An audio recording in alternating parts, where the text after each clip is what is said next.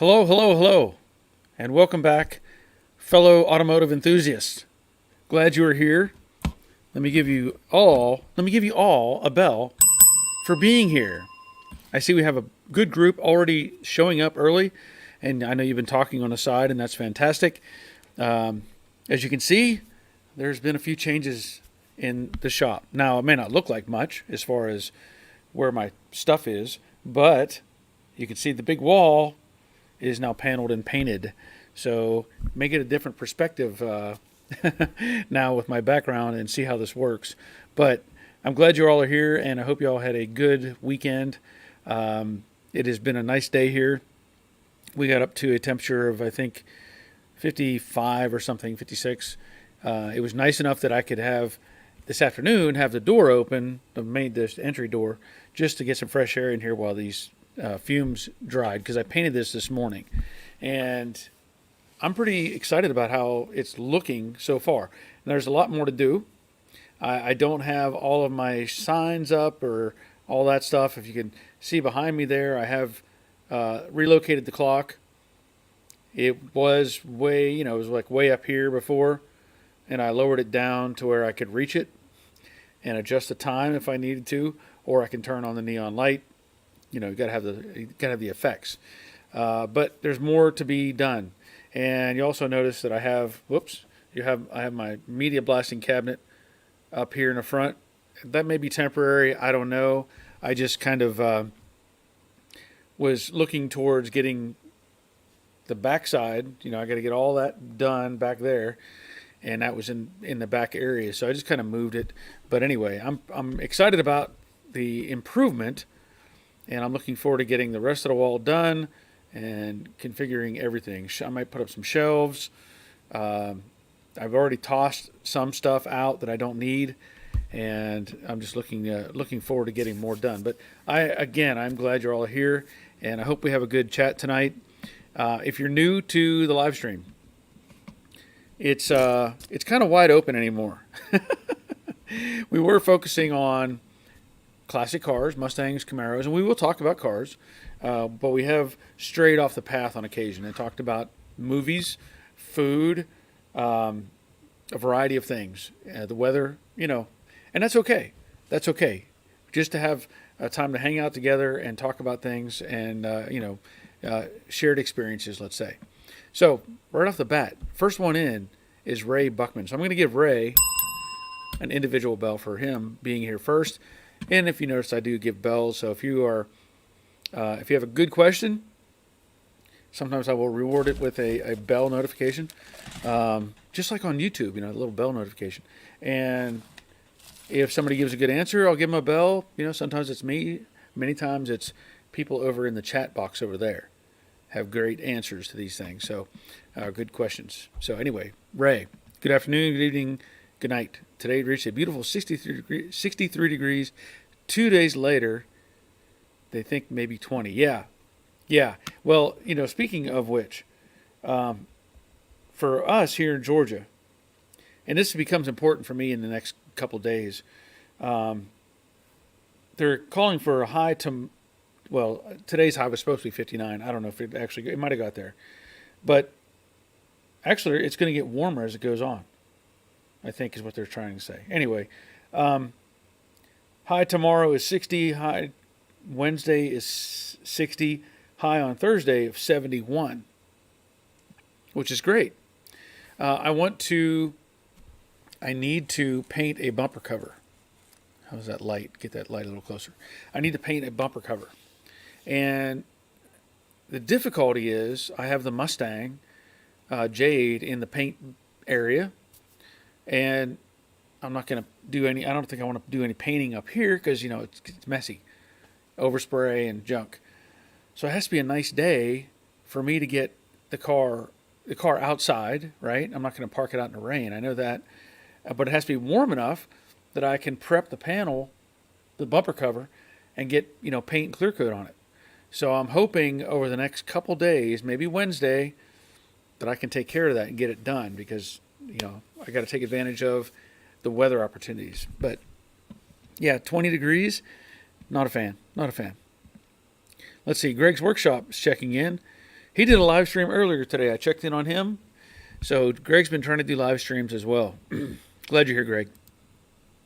Robert, 71 here in Fort Worth today. Warmer tomorrow, then down to the teens for lows on Thursday. Yeah, it's going to be nicer here on our Thursday. So Jerry checking in from the Money Pit in Middle Tennessee. Weather here is in the 50s, tomorrow in the 60s, then rain snow mix Wednesday and Thursday. Yeah. Oh, let me see here. I got somebody had Drag Boss Garage. Let me throw that up there for Lunchberry. Awesome. Thank you, man. Thank you for that. That'll get me lunch. Awesome. Very good. Very good. Drag Boss Garage. Let me see who else is here. Jerry is also saying it is always raining or snowing when we do move in for the Birmingham World of Wheels show, on par as usual. Okay. Well, you got that nice enclosed trailer. Hopefully you got your display all ready to go so you can have it all set up. So good luck with that. Crash Rider, greetings from Sunny and 75 in southern Indiana. Hit the like button for Joe Daddy. I was lying about the Sunny and 75, just wishing it was. Okay. We can all dream. Robert, it's so dry here, I'm having to water the shrubs to keep them from dying. No real rain in several months. Wow. That's, yeah, that's not good. Rick Stevenson checking in. Howdy, folks. And he just watched SpaceX launch. Well, good. I'm hoping everything was successful with that.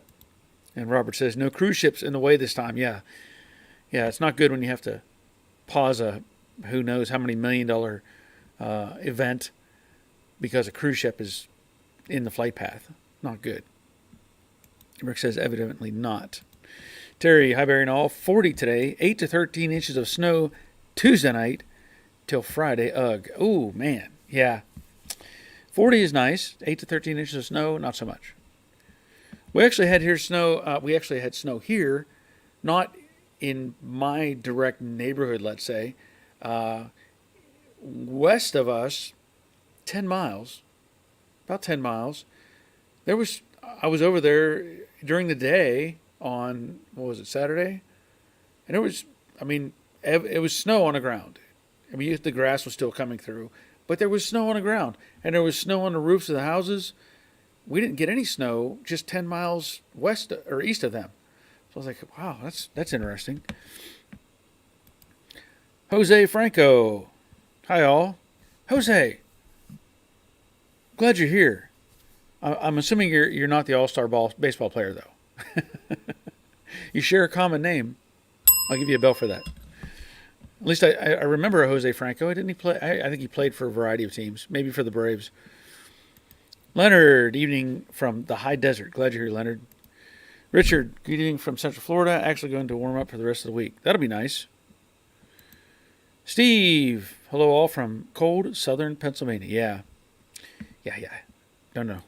Bob Shoemaker, good evening all from Oklahoma, where we were rewarded with a 70-degree Monday, only to have snow and ice for Wednesday and I think he says Thursday.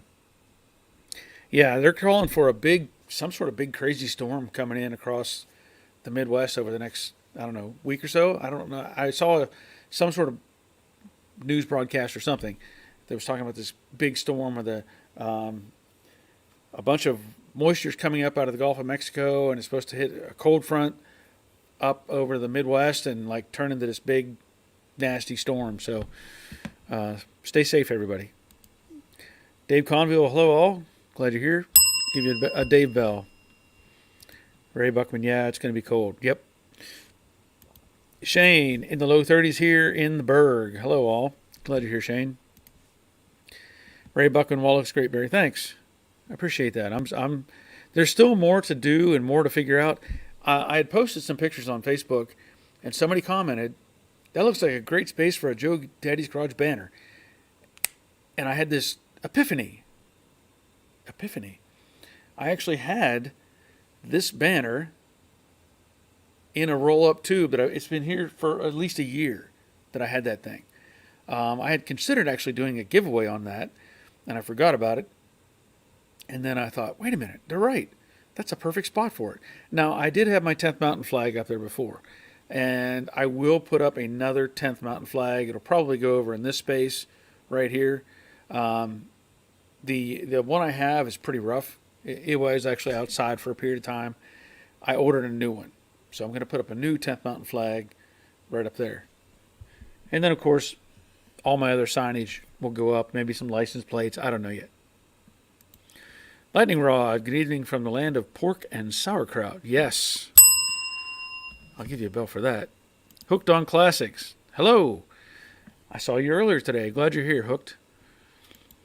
Bob, no, I just got more wall space. Yeah, good. Greg's Workshop. Hi, Barry. Looking good. Glad you're here, Greg.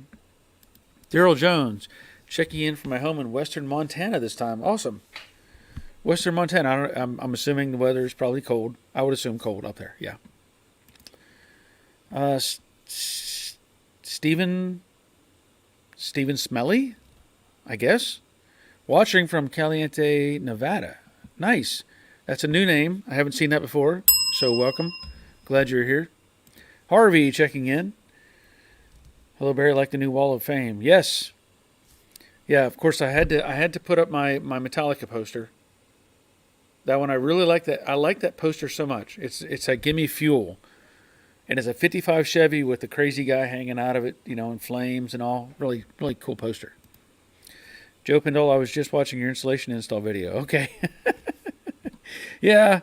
I mean, it was maybe not the best video, but, I did talk about installation and why we need it and all that sort of fun stuff. I do have another video that I'm making of all of this going in, all of the wood and insulation, and that's going to be on the workshop channel. So that'll come later.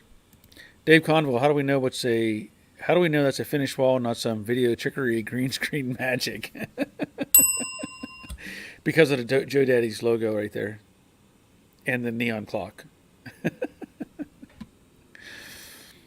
YouTube user. Now that's a pretty official name. I like that. Hi from Australia, Barry. I like that. Leonard, how are things down under? Troy, good evening from coastal Georgia. Glad you're here, Troy. Jerry at the Money Pit. Wall is looking good. Yeah. There's more to do. Obviously a lot more to do. But I just can't wait to get all of that taken care of, right? I mean, it's nice to have that section done. I still have this little front section to do, and I talked about that. That's going to be a little more challenging because of my airlines and my power for the air compressor and all that stuff. So I have some ideas that I need to incorporate for that. And of course, all of this stuff, it's going to be a pain because I have to move everything. The front section was really kind of easy because almost everything was on wheels or light enough to just pick up and move. All of that right there between the end of the wall and that cabinet is metal. All of that stuff. Just a pile of metal. And for what? I don't know, but it's got to go. That cabinet is full of paint cans and all kinds of spray cans and buffing equipment and just all kinds of stuff. So it's going to be fun moving all that stuff around. Not really. Just kidding. Rick Gain, 25 degrees in New Jersey right now. We may get lucky and have it go up to 41 on Wednesday. Well, that would be nice. Jerry is here. How you doing, Jerry? Glad you're here. I saw you had some ribs the other night. Or at least somebody did. I don't know if you did or not. Hotel Classics. Midnight here in the UK and 9 degrees Celsius. Well, I'm glad you're here at midnight. I do this on Thursday afternoons at 3 our time in the U.S., New York time. So if you're back on Thursday, you might, you can join us. Speaking of, I think in a couple weeks, I probably won't be here on that Thursday night. Just kind of thought about that. Drag Boss Garage in Ohio, 13 degrees today and 44 tomorrow. Drag Boss, let me tell you this. I'll give you. I want to. I don't know if you are or not, but I'm going to give a very rare shout out to the Cincinnati Bengals. I'm a lifelong Steelers fan, and I know the Bengals have been trying to put something together for years. So I'm going to give the Bengals a bell for making it to the Super Bowl. The last time I saw them play in a Super Bowl, I think it was, 80, 88, 89, I think. And the only thing I remember from that is Tim Krumrie. So if anybody knows the story of Tim Krumrie, Krumrie, that is the only thing I remember about that whole thing. So a shout out to Tim Krumrie for being the man he was or is, and also to the Bengals for making it to the Super Bowl.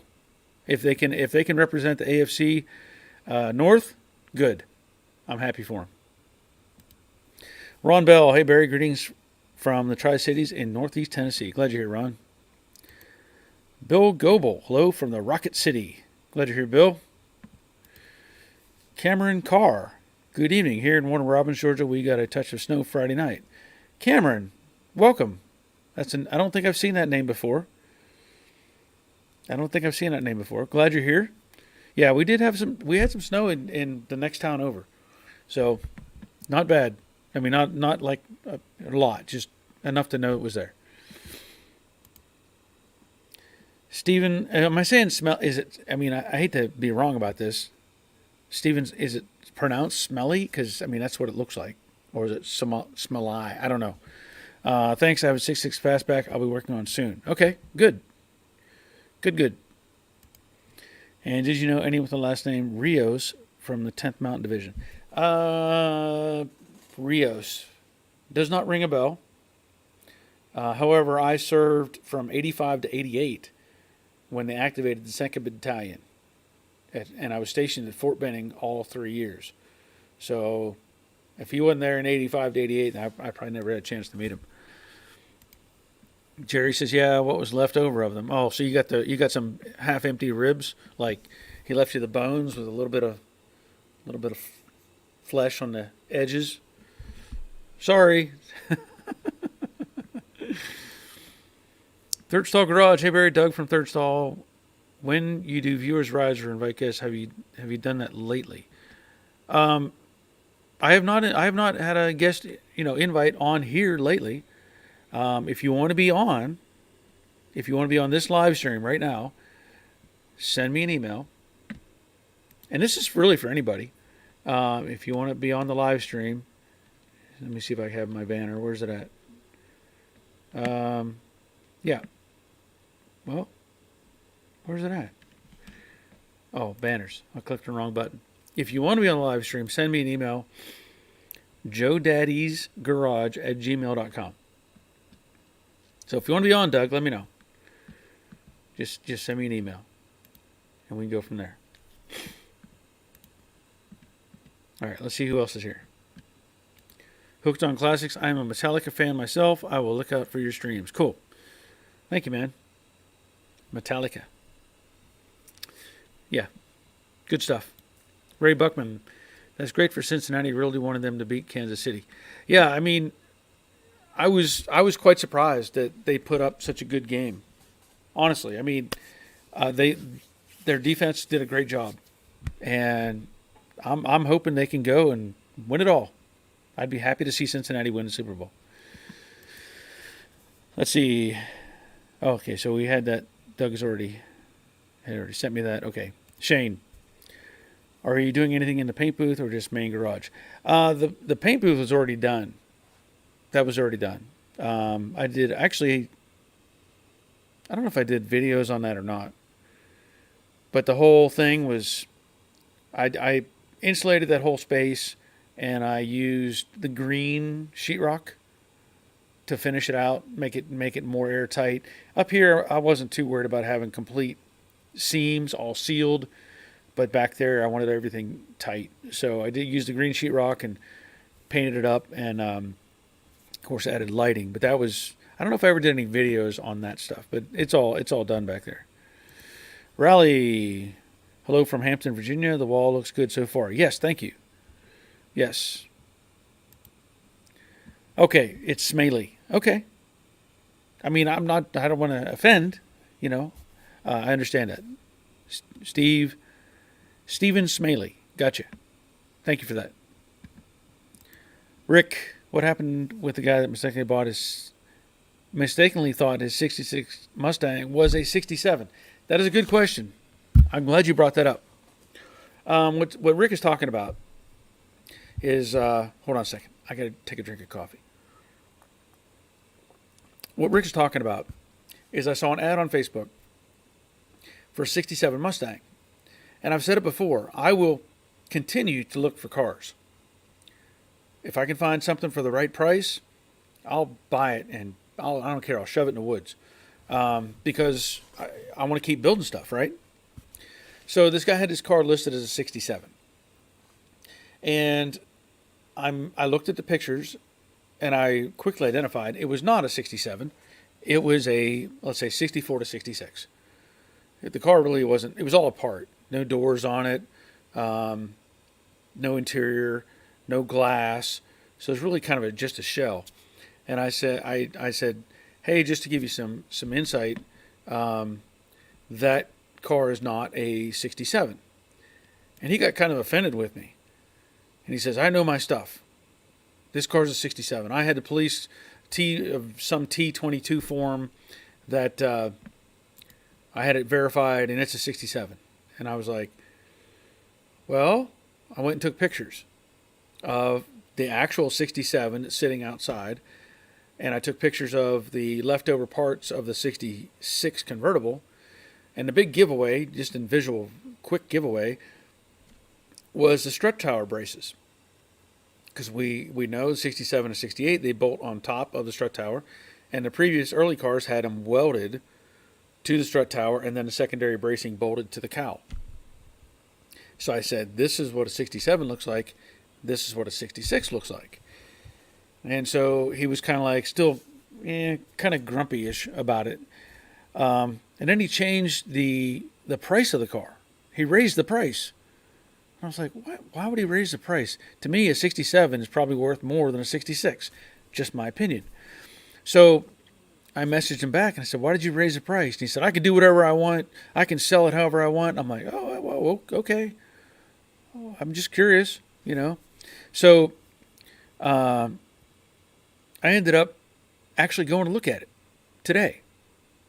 I had some other things to do. I went and I bought some paint to paint that bumper cover. And I went to look at this car. And he was still really, like he didn't want to hear what I had to say. And basically what it comes down to is he had other people look at cars before and get in arguments with him about the cars. And he was just like, I'm not even going there. I'm not going to play, right? I left the air compressor on. So anyway, I started looking at the car and I realized it's going to need a lot of work. You know, they all do. And I said, look, let me just give you some information so you can quickly identify what a 67 actually looks like. So I went into detail. I said, here, look, right here in the quarter panel, you're going to have this insert. You know, 2 cutouts with a grill insert.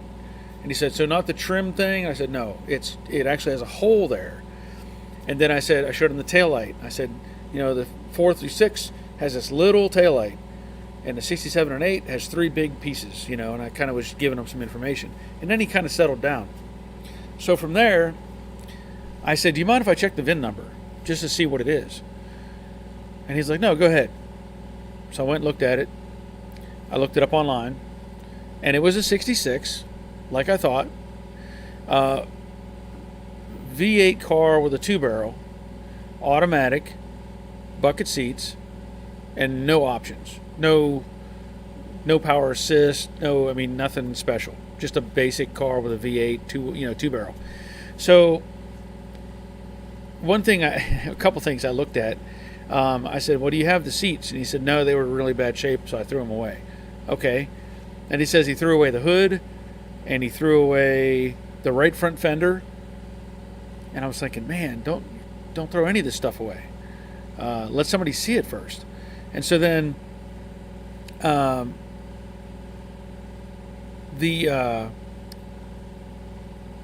the next thing I looked at was the engine. And he did a Krylon rebuild on the engine. Everybody knows what a Krylon rebuild is, right? That's where you just pull the engine out, you spray it down with Krylon paint, whatever color you want, stick it back in, and it's a fresh engine. So he had that engine sitting in there, and on top of it, there was no carburetor, had a tarp over it, and had the trunk lid sitting on top of the engine. So we pulled. He said, "Let's look.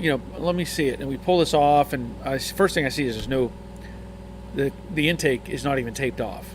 There's no tape. There's no carburetor, so anything could have gotten in there. And I was like, "Man," he's like, "Oh, it's got a." He said it has a new oil pan on it, new oil filter, new engine mounts. And I said, "What? Have you ever heard it run?" He said, "No, but I trust the guy I got it from." And I'm like, "Okay." So then, as I'm looking it over, he's like, "The floors are solid. This is solid. This is solid." And I looked, and well, it didn't even have the right rear floor pan. It was just a hole. The other pans were pretty decent, but he said the cowl is solid. And I went and looked, and where the cowl pinches to the firewall, it was all like that with chunkiness underneath it. And anyway, go on from there. I look. He says, "I got the doors. The chrome, the vent windows are perfect," which they weren't. And I looked at both doors were bad. At least the skins were bad. And then the driver's door, I lifted it up, and the whole bottom edge was gone, along with the front corner, gone. So I'm looking at the car, and at this point, he had told me, I think he would take $2,500 for this thing. Meh, not what I had in mind. So anyway, he calmed down once I started showing him facts and figures, and he said, "Yeah, the car was red, had a red interior," and I was like, "No, this car wasn't red." And he's like, "Yeah, it was." And I said, "No, look, here's the code right here. It was silver frost was the color, with a dark red interior though. So the interior was right, but it was a silver frost was the color scheme." So anyway, I looked it over and I said, "Yeah, I got to look up what's going to cost for parts and think about what it's going to cost to actually rebuild it." The engine I don't trust. Transmission he said he had, but again I don't trust. There was no, all the gauges were pulled out, so I don't know anything about the wiring. There was no taillights. It was missing. Both floor drop-off panels were bad. Quarters were relatively solid, but they were beat up. Wheelhouses looked okay. The right floor support had a kink in it, which doesn't make sense. It had a kink as if whenever you compress, so that let's say the front frame rails went up, almost like somebody jumped it, and the front frame rail went up, and it had a kink right in the middle of the floor support. That kind of made me a little leery, because I don't trust that. And then as I looked at the doors, and I was telling him, well, I said, the driver's door is no good. He's like, "Oh, no, it's good. It's good." I said, "No, the bottom's gone." And he was like, "I know somebody that can weld a patch in there." And I was like, no, I don't do that kind of work. And I think he was the kind of guy, he was like a quick seller. Like he would just get stuff in, clean it up a little bit. Like he fully admitted he had painted the rear end black, painted the engine blue, thinking this is all it needs, and then trying to sell it real quick. So I can't say that I'm overly excited about the car, not for that price. And since then, he has dropped the price since I went over there today. He had dropped the price on it. So I think he may understand now that it's not something you can just throw some spray paint at, and call it good. So, and he was like, "This is the most desirable Mustang," and I was like, not necessarily. 66 2-barrel with nothing. I mean, no, there was no console, nothing. It was just a plain Jane car, but it had relatively good bones. Let's put it that way. So it might make a good deal, but not for the price he wants. Okay, so Stephen Smaley says, "Good Scottish name." Okay. Oh, he's saying that was earlier than my buddy Rios. Yeah, I was 85 to 88 is when I was in. Izzy Vitoy, I guess. First time I've been able to catch a live stream. 56 and 6 as a dog here in Clearwater, Florida. Well, I'm glad you're here. I don't know how to say that. Izzy Vitoy? I don't know. But I'm glad you're here. Hope you get to feeling better. Hope it's nothing too serious. Let me see what we got here. Dawn's Manufacturing. Hello, peoples. Finally made it. Hope all is doing well. Yes, we got a good turnout tonight. We got 73 people in here, which is awesome. If you're here, hit the thumbs up button. Just hit that button. 75. See? Cool. Hit the button, and, that'll help get other people interested in coming in. Boogie Bum. Hello, all. Running late from Nashville tonight. Glad you're here. And Jerry says, I'm sure Robert will make more. Yeah, I'm sure he will. I guess the sound is okay tonight. Everybody said, and nobody's complained about my sound, so I guess it's good. I'll consider that it's good. Denny Alvey, good evening, Barry. Been away dealing with EF4 tornado cleanup in Kentucky. Well, I'm glad you're back. I don't know if you're cleaning up some of your property or helping somebody else, but and I'm glad that, I don't know. I guess I'm glad that you're here mostly, but I'm hoping it didn't affect you personally. Tim Bowman. Hi, Barry. Got snow? Want some? Michigan got it. Nope. No. No snow. Thank you. Boogie Bomb. Barry, thanks for connecting me and Jerry. We talked cars over the phone on Friday. Awesome. That's a good deal. Good to hear that. Michael Pagliarini. Hello, all from Rhode Island, where we got 23 inches of snow. Woo! Woo, no thank you. No thank you. Rick Stevenson, last snow in Northeast Florida was December 23rd, 1989. That's coincidentally, that's the last time the Bengals were in the Super Bowl. 89. Yeah. Does anybody know the Tim Crumry story? Does anybody know the Tim Crumry story? I don't think anybody's answered that. Shane, I'm a lifelong Steelers fan, but Tyler Boyd grew up 3 miles from where I live, so let's go Cincy. Okay. I'm okay with that. I mean, seriously. They can represent the AFC North. We'll consider it, if they win, we'll consider it, part of the legacy of the AFC North. Terry Keithley, it's a good night for coffee and shoe fly pie. Yes. I would take some shoe fly pie right now. I would. Tim Bowman, my cousin has a great idea for his compressor, but he put lights on his wall showing him whether it was on or off. That's a good idea. Mine, what I do, I don't actually shut the power off. I don't want to sit there and cycle that switch. I shut off the air. Because a compressor, if everything is right and it doesn't leak air, it typically won't start. It doesn't need to. Unfortunately, I have some air leaks.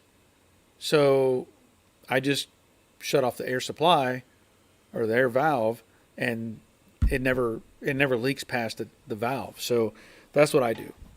But that's a good idea, though. I like that idea. But my light would be on all the time because I just leave the power on. Thursday, anybody from West Michigan area, particularly Grand Rapids, would love to connect with any local Mustang restorers. So, West Michigan, anybody up there where Doug is?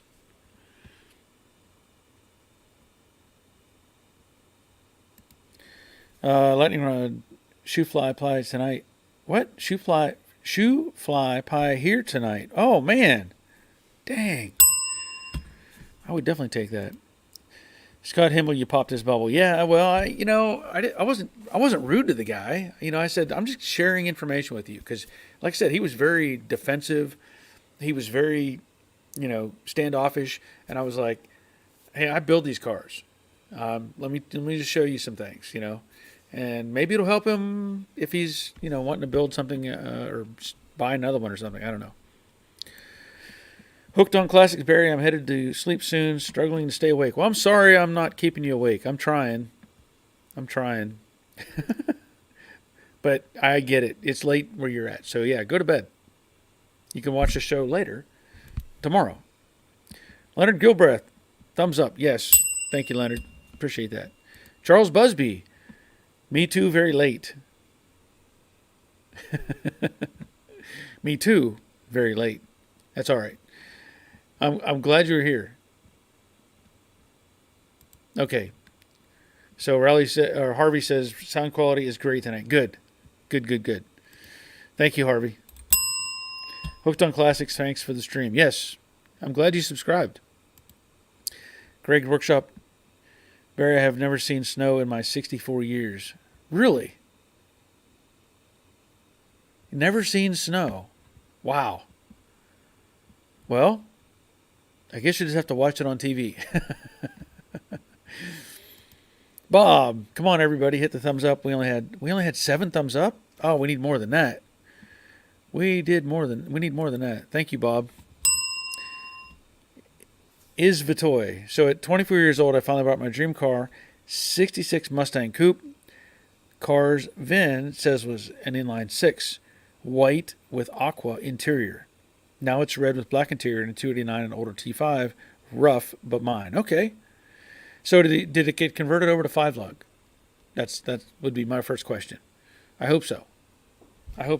There's nothing wrong with the 6-cylinder cars, but there's nothing wrong, in my opinion, of taking a 6-cylinder car and making a V8 car. So, as long as they did everything to help with that, I'm hoping they did. But that's cool. I'm glad. 24. Awesome. That is good to hear.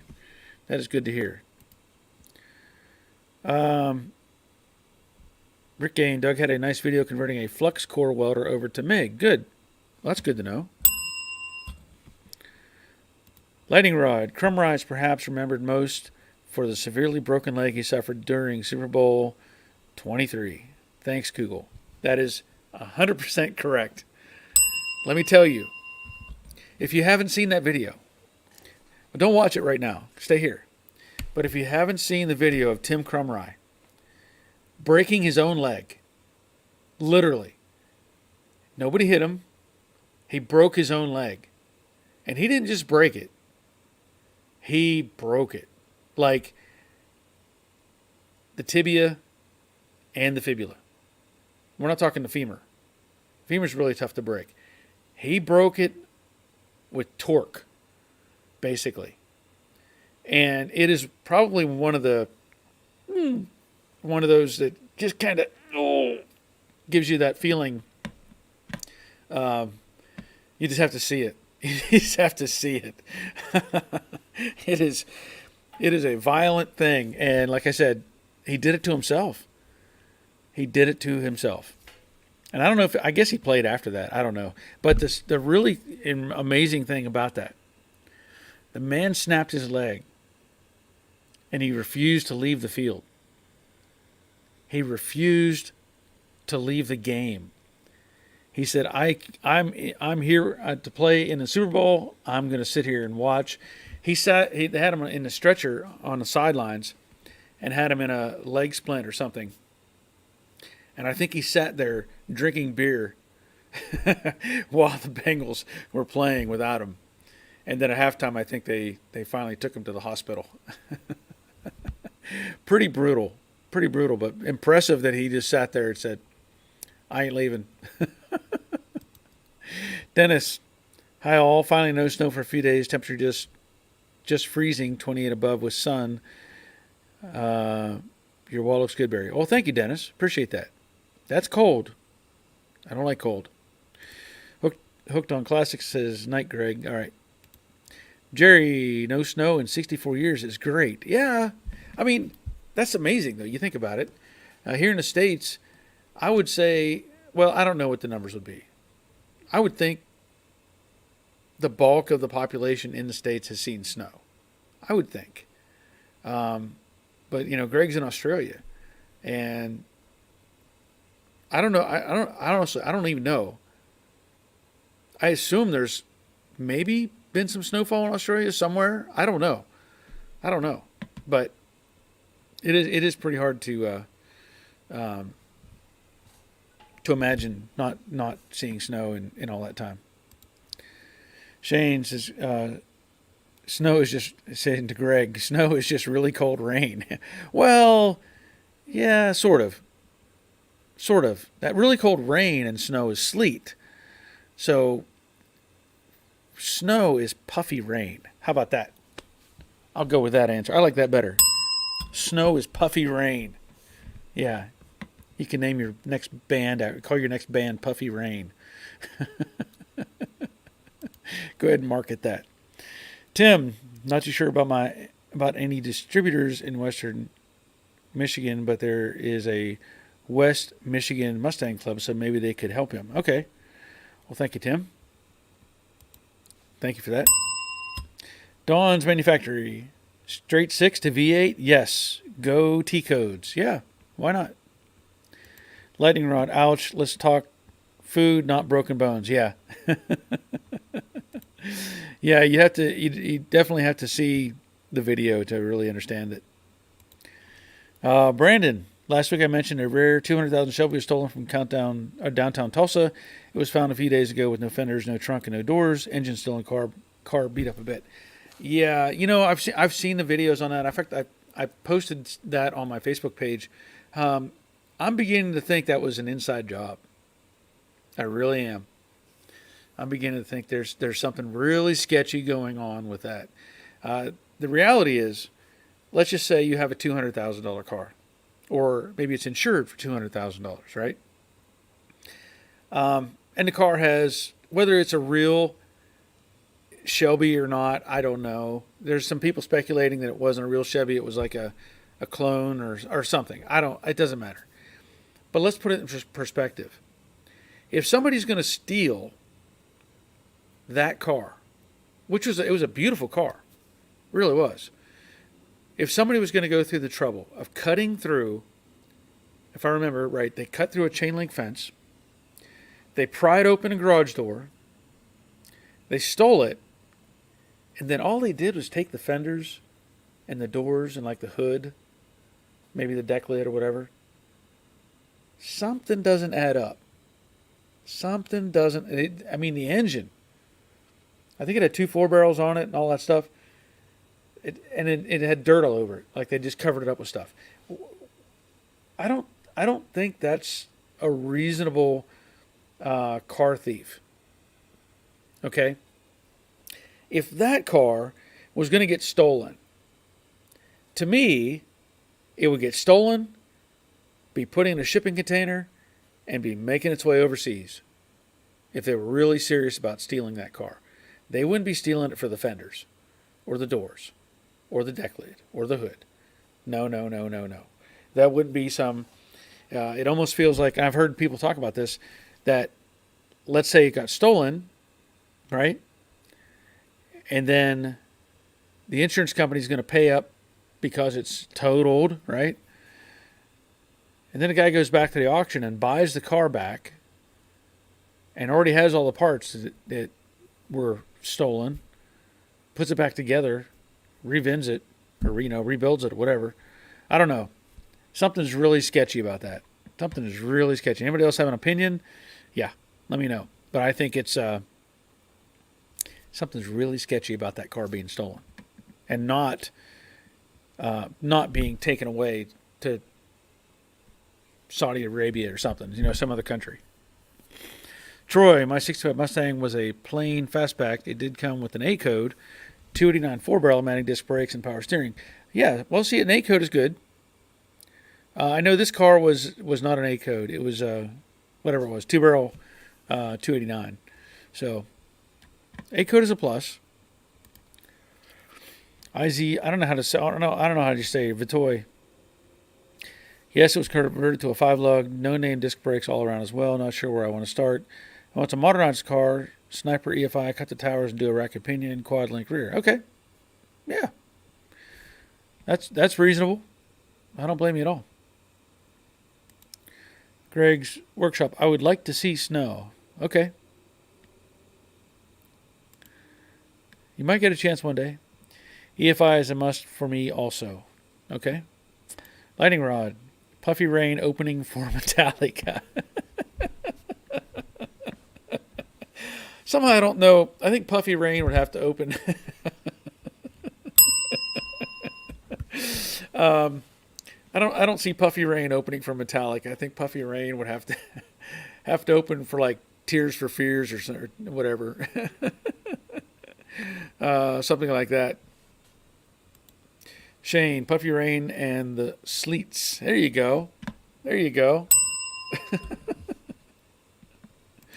Mason, hey, Daddy's Garage. You got that wall done already. Wanted to ask you how big the main part of your shop garage. It is 24 by 36. Still, it is still 24 by 36. 24 feet wide, 36 feet long. Mason, wasn't what's in that picture frame also Daddy's Garage that's on the back wall? It's a tall picture. Yeah, that is a picture of the Metallica poster for Fuel. So if you've ever heard the Metallica song Fuel, the catch line is "Give me fuel, give me fire, give me that which I desire," and then it breaks into some really cool guitar licks and all that stuff. So look it up. Look it up. Look up Fuel by Metallica. Tim Bowman, it would never have a normal title like that. It would be an assembled title. Yeah. But the thing is, I still doubt. There's something fishy about that. There really is.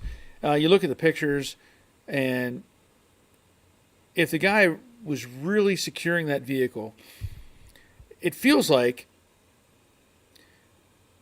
it feels like some high school kids said, "Oh, let's go steal that Mustang." You know, that's what it feels like. But I don't know that they would. I don't know. It just feels really, really fishy to me. Vitoy, I'd love to mini tub. I know it'll need some love on the cowl and quarters. I would assume fix the rust first. Love having a car I can drive and learn where I fix it while I fixed it up. Don't want to be out of commission. Yeah. Take care of the rust first. Start from the bottom. Work your way up. You know, make sure the floor supports are solid. Make sure the floor pans are solid. Frame rails, all that sort of thing, and work your way up. That's why I've always done it. I'd rather reinforce and make it a solid foundation and go from there. So that's how I would approach it. Mason, where'd you get that picture at? Actually, my wife bought that for me. Yeah. But I had to tell her I wanted it. She just didn't randomly buy it. I said, I want that poster, Metallica Fuel. And she got it for me. Crash Rider, I have to agree about your assessment regarding the Shelby. Missing body parts could easily be replaced, especially if the owner had the parts, not making any accusations. Well, yeah, that's what I'm saying. It's really, you know, with the price of these cars and what they're bringing, which is crazy. I can't. It just doesn't make any sense.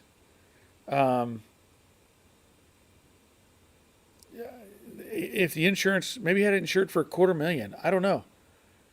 And he was like, "Yeah, come steal this car, and I'll get my money out of it, and you know, we'll do something with everything." I don't know. It just feels really weird.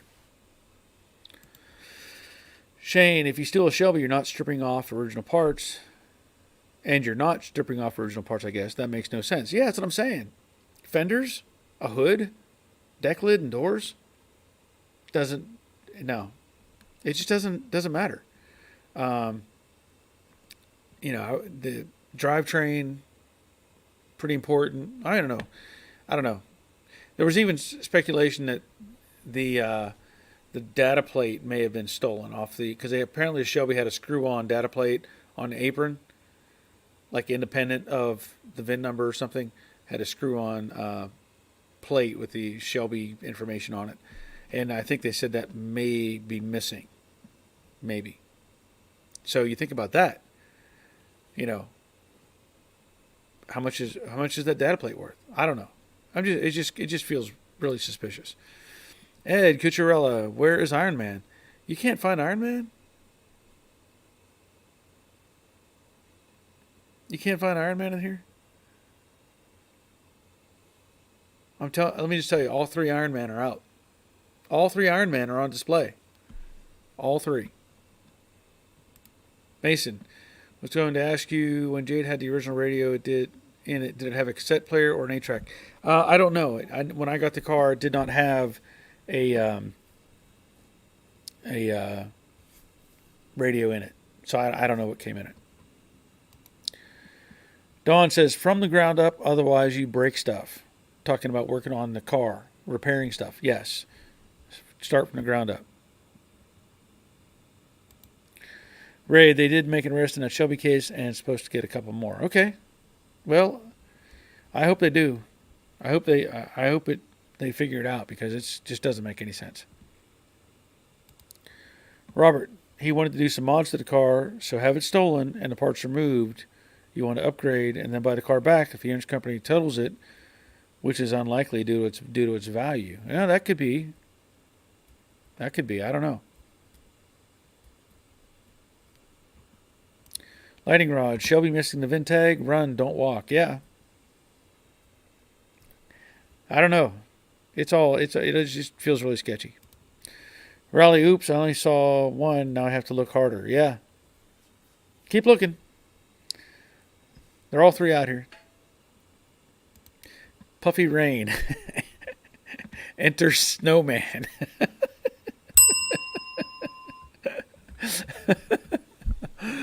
Tonight, our opening act is Puffy Rain. Mason, you should put that 8-track player in Jade. Do you have 8-tracks to play? I do not. Well, actually, you know what? It's funny you mention that. I think. Let me see if I still have this one in here. I only have. I think I have one 8-track. Yeah. Check this out. I got this out of I don't even know what it's out of. This might be collectible to somebody. If they had the right car, this box, it says right on the box, in the event of a manufacturing defect, return to RCA Records, Tape Warranty Department, P.O. Box 1975, Indianapolis, Indiana. For replacement, this warranty is effective for 90 days, 30 days from day of receipt. Okay, receipt. Let me just show you this. I don't even know where I got this. Look, Chevrolet stereo.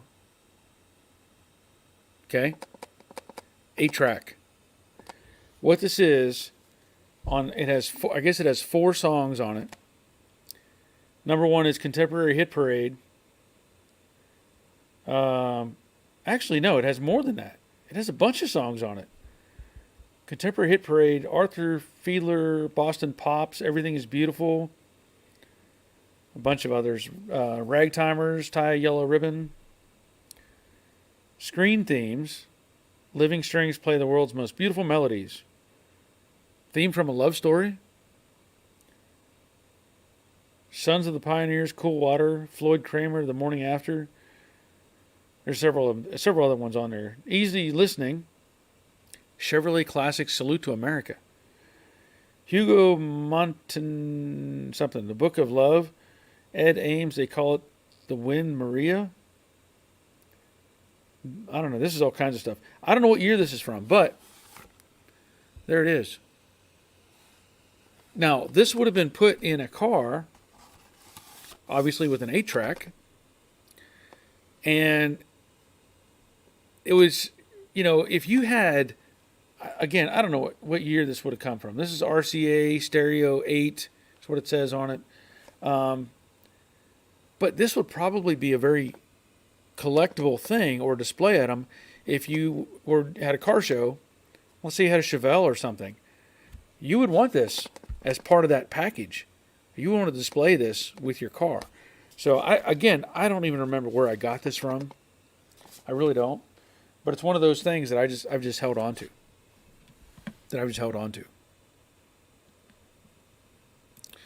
Robert, that nice clean white wall makes me wish I had interior walls in my shop. Yeah. Yeah, it already makes a difference. I almost wish I had a finished ceiling, honestly. But I'm not going to because it doesn't need it. But Uh, it's going to be so much better when I get all of that done.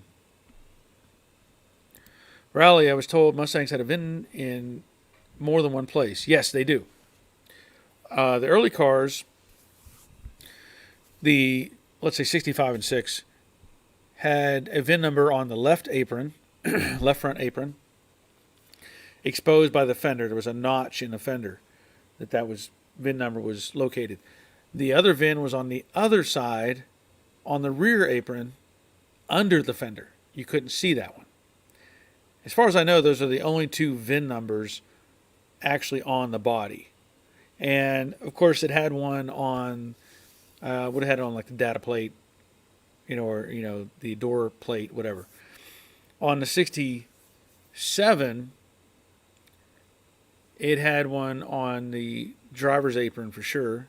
I think it still had it on the passenger apron, I think. And the 68, it had it on the driver's apron. I don't know if it had it on a passenger apron, but it had it on the windshield as well, on the dash. And I know in 68, maybe 67 as well, it was double stamped on the apron on the driver's side. One stamp was visible from the fender notch, and then the other one was hidden underneath the fender.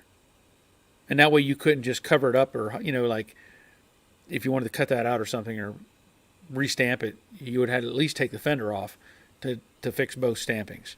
So yeah, there's definitely more than one. Iron Man 1 is on the Lincoln. Well, yeah, we'll go with that. 2 is on the press, 3 is by the blaster. Good call. You got it, Troy.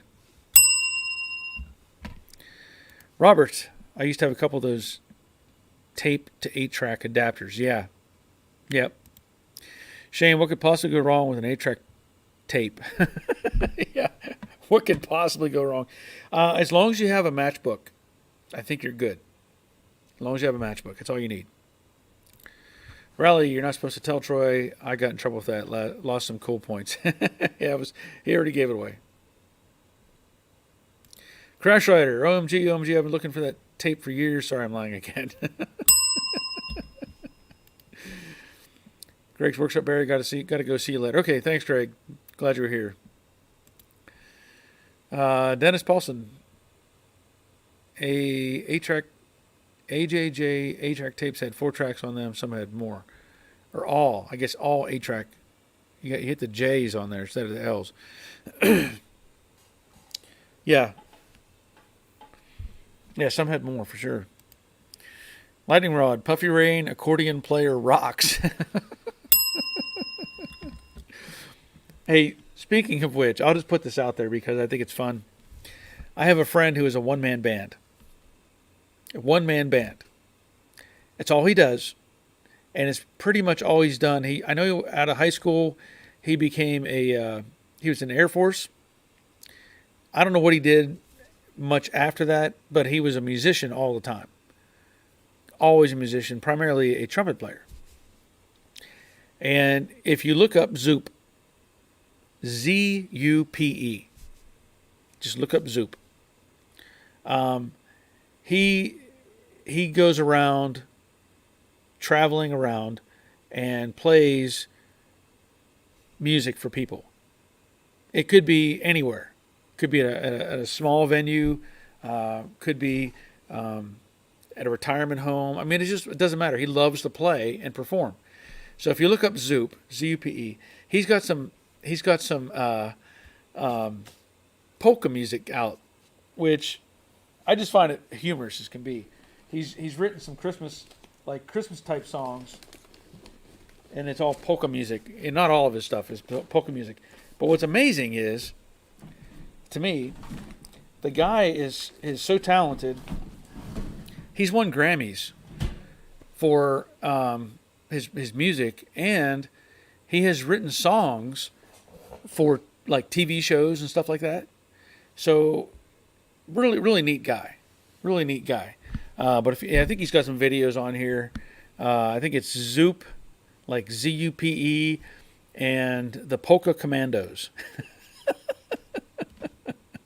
So that goes along with our puffy rain. And I only reason I really thought this up was he plays the accordion as well. And in this one particular video, he's playing the accordion, and it's something about not Rudolph, the reindeer. It's about, I think, Blitzen. He wrote a song about Blitzen, and it's pretty funny. It is pretty funny. So if you look up Zoop and the Polka Commandos, you might get a chuckle out of what he's doing. Michael, Metallica and Foo Fighters are doing Boston Calling in May. Yeah, that would be a good concert.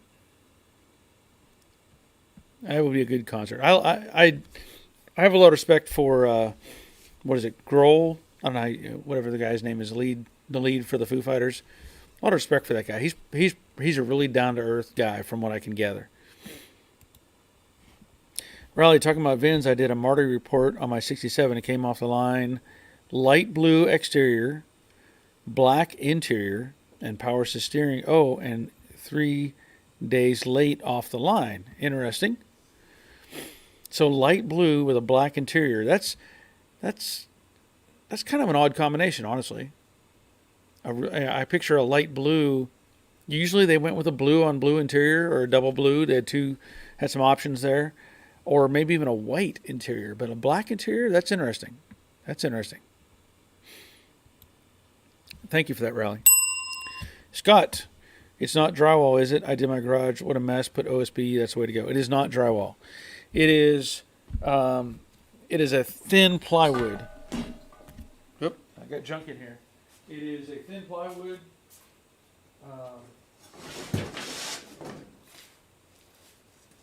It's 5 millimeters thick. And it was like, I don't know, like $15 a sheet at Lowe's, and it comes with a nice grain on both sides.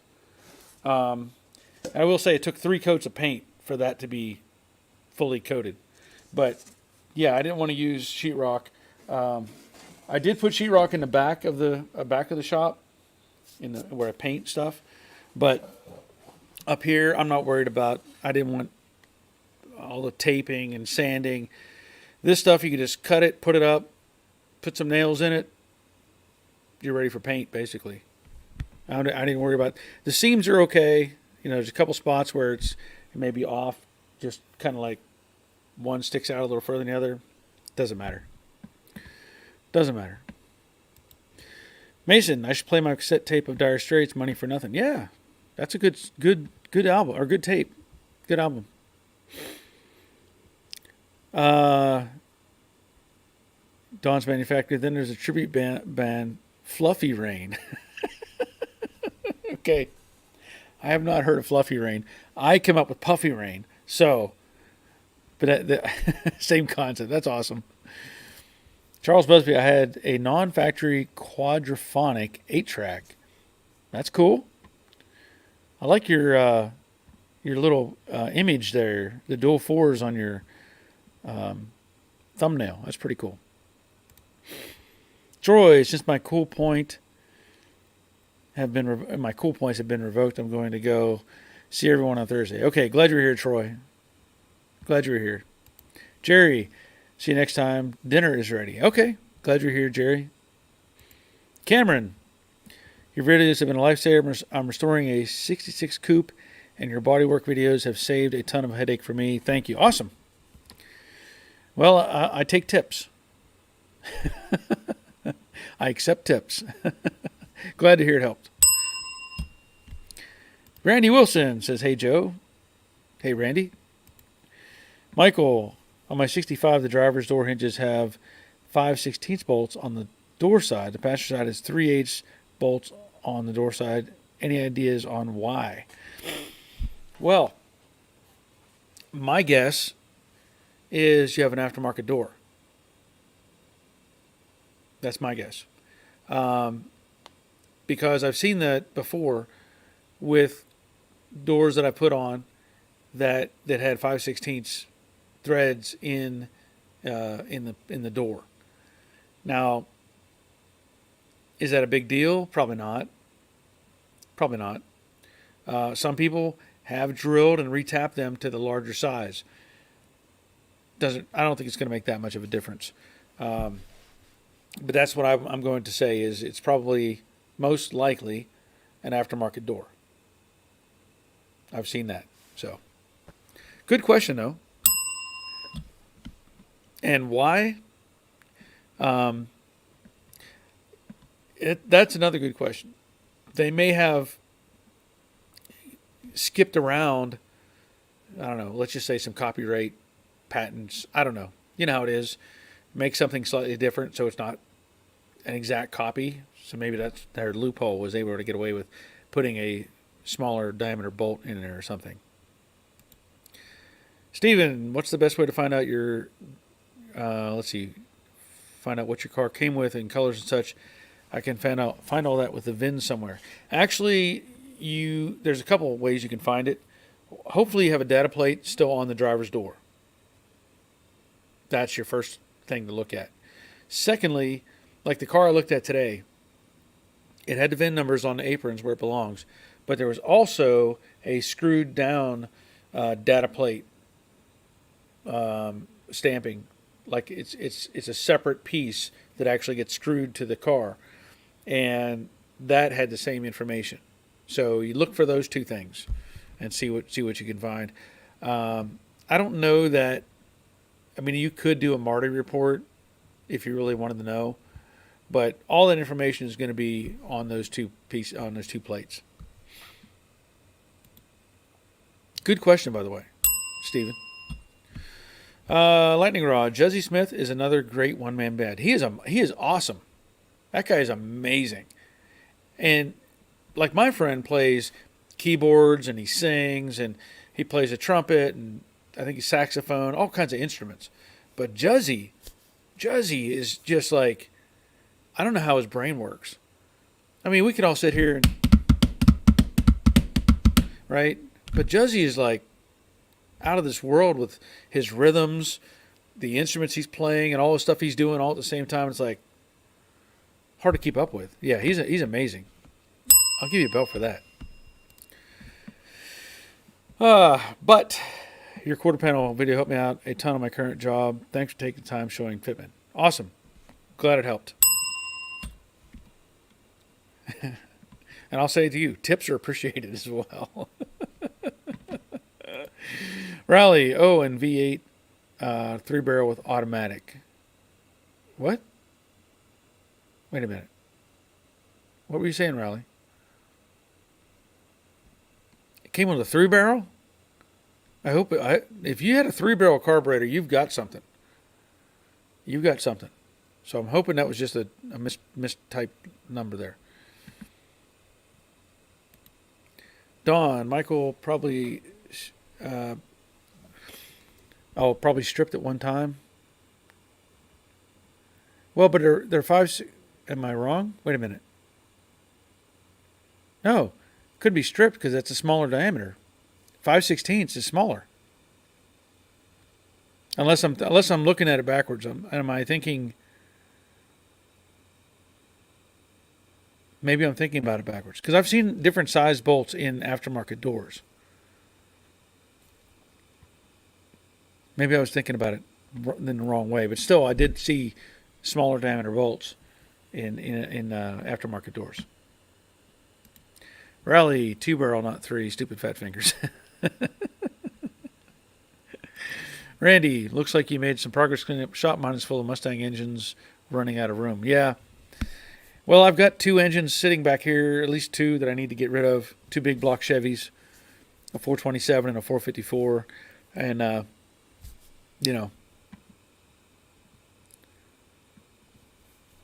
anyway, I think I have one Mustang block. I do have one short block V8, 351 Windsor, I think. Dawn says Luan plywood, and Robert says Luan. Yeah, I don't know if that's a trade name, Luan. I don't know what the trade name is.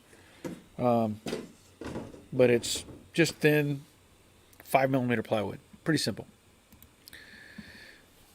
Lightning Rod. Zoop is an award-winning composer and entertainer currently residing in Windber, Pennsylvania. Yes. Crash Rider says, Luann. I don't know. How do you all know Luann?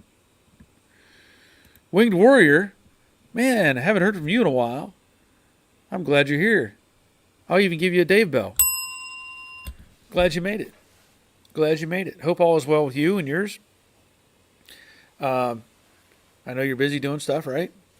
Hope all your engineering stuff is going well. As you can see, I've done some engineering on my own. I've finished out at least that much of the wall. That's roughly, what is it? 1, 2, 3. 1, 2. 1, 2, 3. It's only 4 panels. So it's 20 feet. So that means I have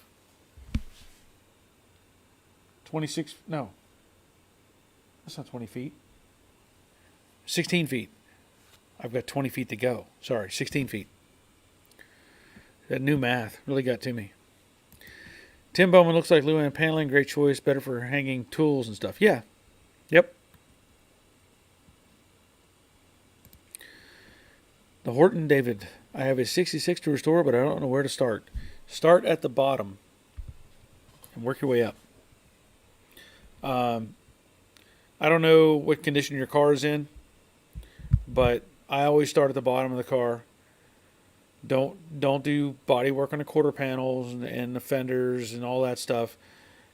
Take all the interior out of it. Take the seats out. Take the carpet out. Take everything out. You can take the doors off and see what condition the floor is in first. Then look at your floor supports, torque box. When anything, it's got to be, maybe, if it had torque boxes added or anything.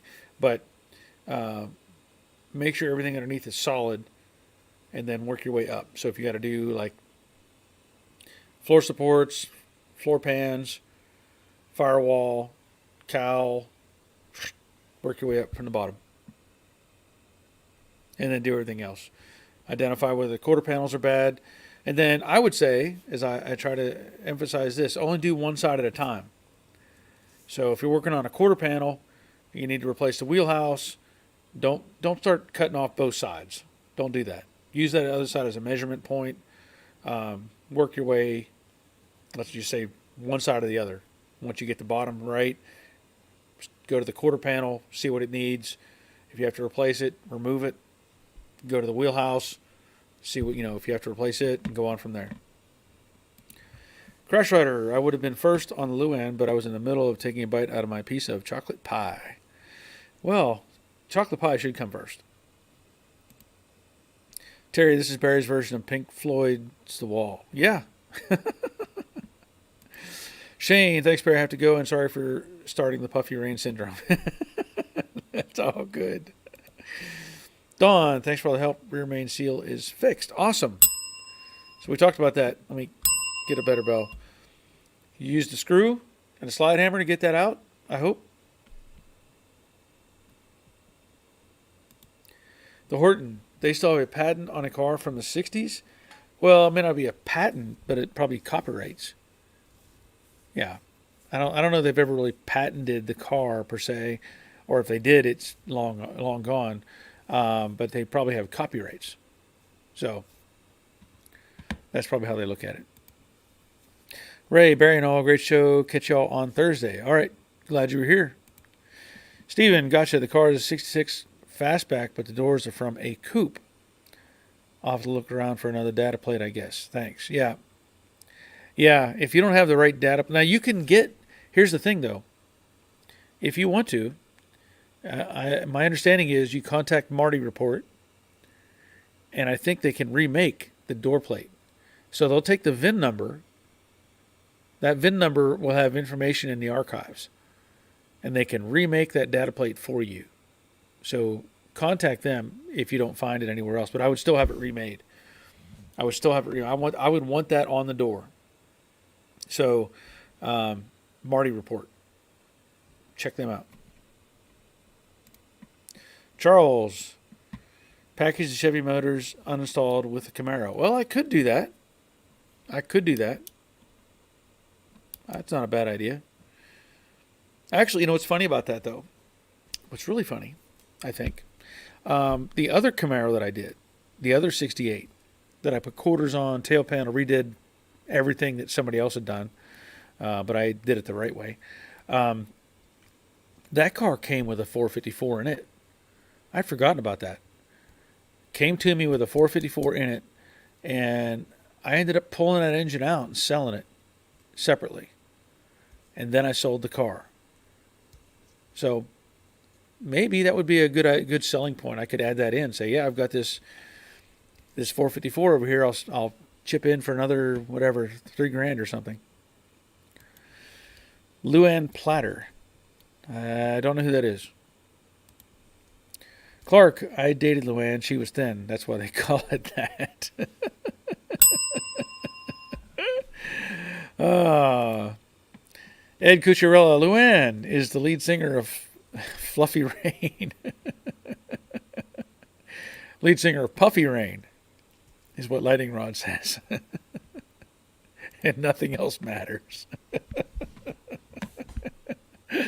Oh, man. Michael.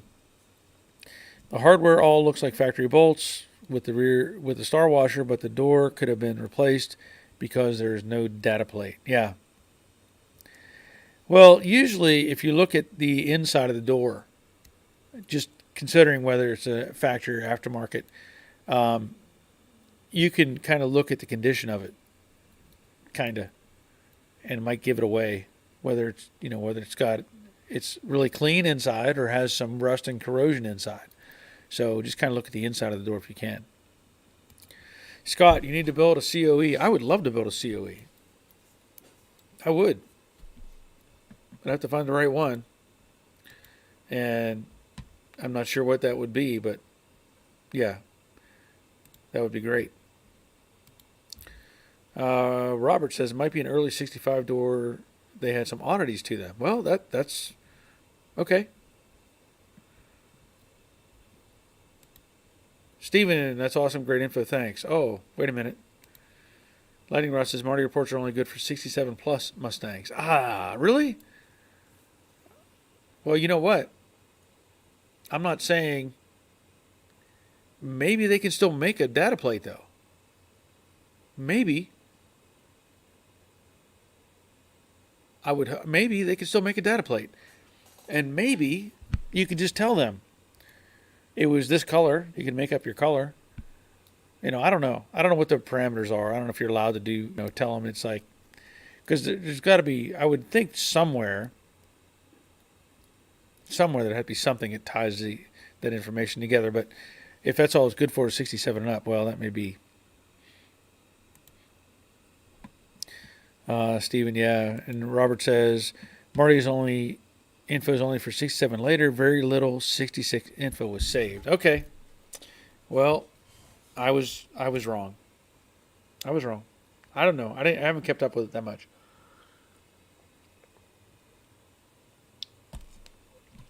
Terry, make it a Yanko clone. What was the other one? Yanko. Wasn't there like a barber or something? There was like 2 or 3 of them. Yanko. I'm sure Robert knows. Yanko is like the main one that everybody knew. But I can't remember who the other ones were.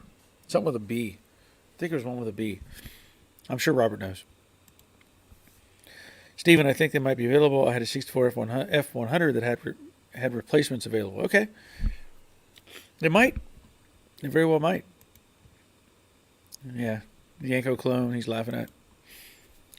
Circus Bear 100. Any experience trying to polish scratches from original glass?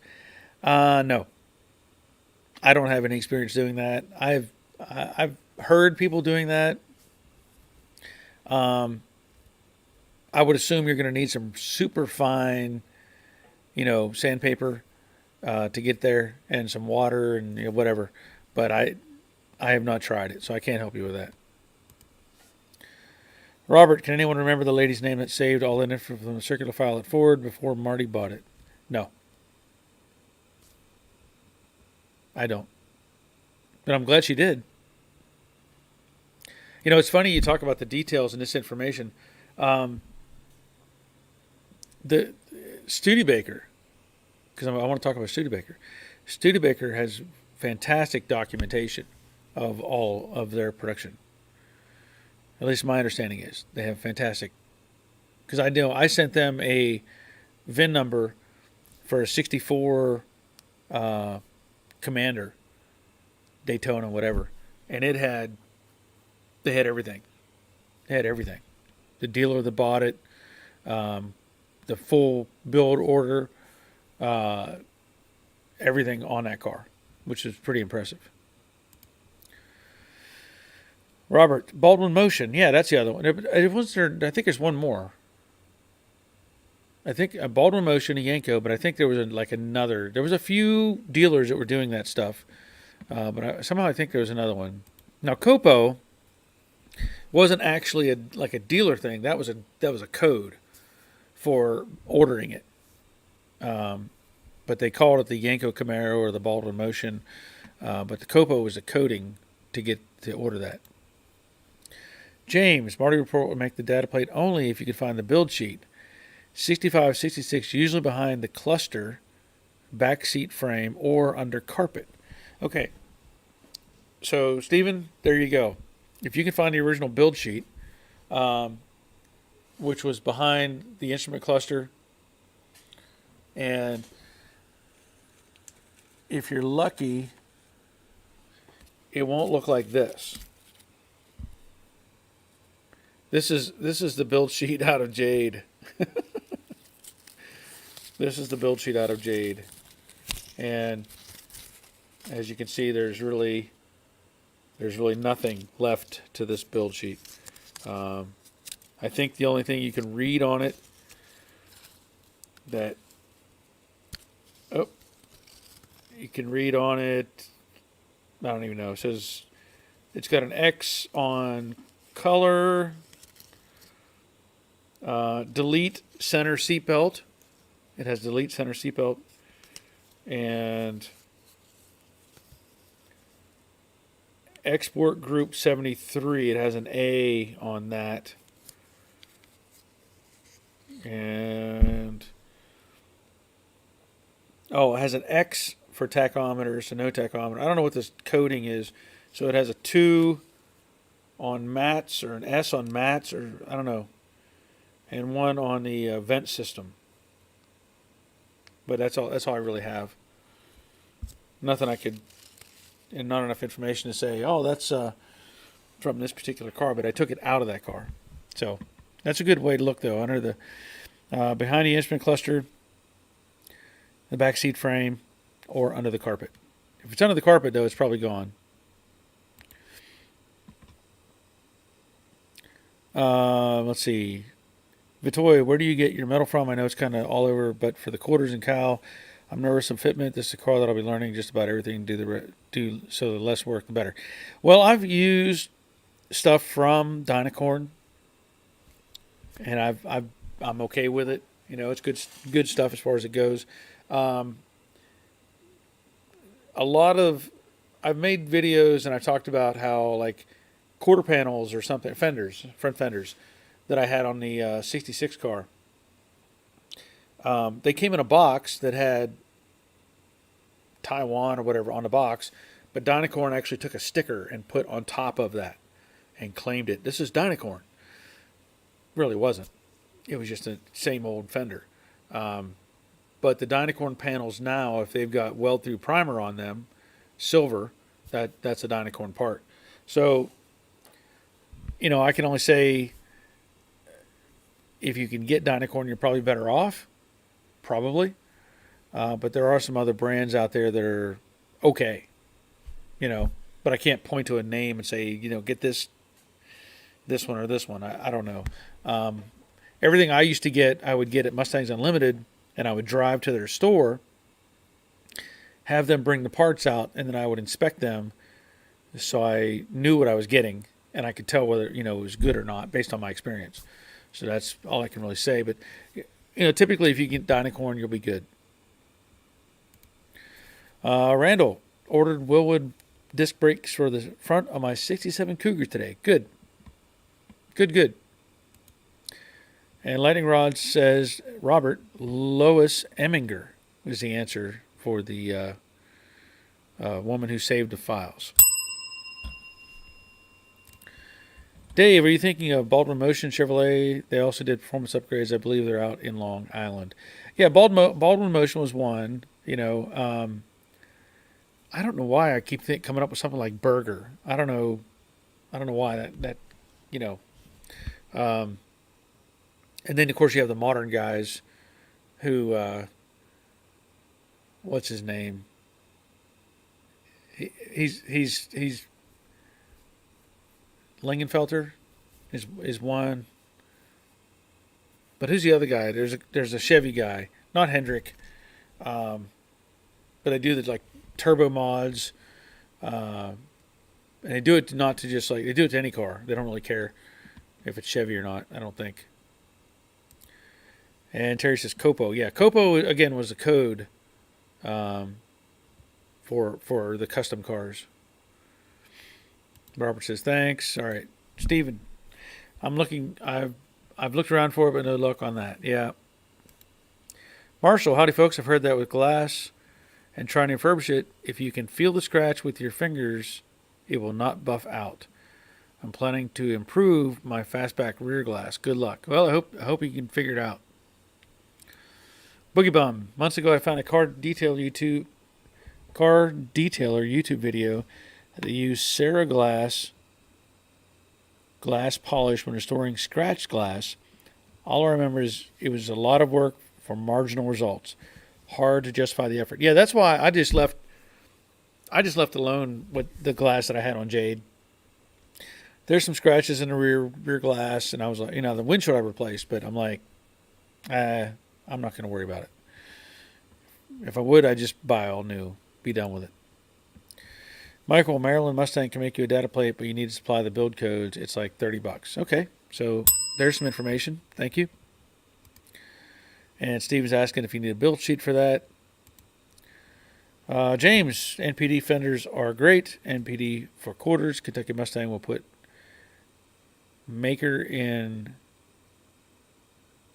Kentucky Mustang will put maker in catalog, i.e. Dynacorn or Sherman. Okay. Well, that's good information to have. Thank you for that. So you like the NPD fenders. Good. Hennessy. Yes. Hennessy builds crazy stuff. Winged Warrior ran into major issues on the fastback conversion parts from Dynacorn on fastback Mike 67. The driver's side door opening and trip rail is too wide front to back. Another thing. I've been trying to help out a guy. He's trying to build a convertible. He bought the kit. Like, he bought the complete sides that had the rocker panel, the A-pillar, the B-pillar, the wheelhouse, all that stuff. And he was trying to put it together. And the center, let's say the center rocker and the outer rocker didn't go together. Like, the rocker was curved, top and bottom. And he's been fighting with it for a while now, trying to figure that out. But, yeah. It's not all, I can't say it's all perfect by any means, but the driver's side door opening and drip rail is too wide front to back. So what did they get off? I mean, did I get the drip rail welded in, like outboard? Or, I mean, I'd have to see pictures to really, really appreciate what's going on there. James, Eastwood has a deep scratch remover kit for glass. Well, there we go. Whoops. Lightning Rod. Tasca Ford was a big part of Muscle Fords. Now that I had not heard of. Never heard of Tasca. Charles, Copo is central office production order. Yes. Yes. Thank you for that.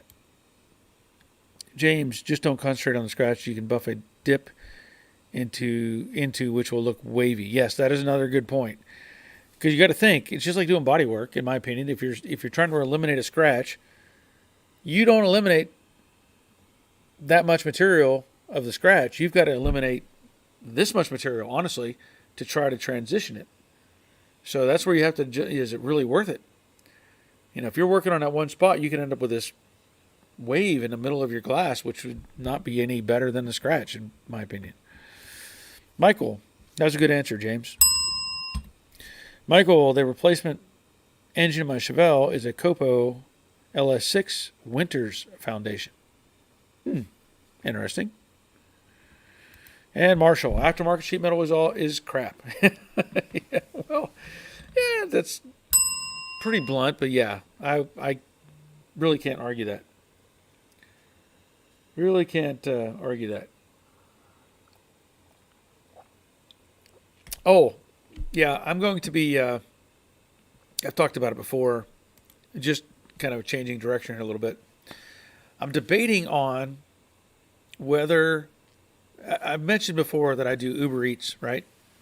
And I deliver food at night. And it turns out that's probably not as productive as it used to be. It is,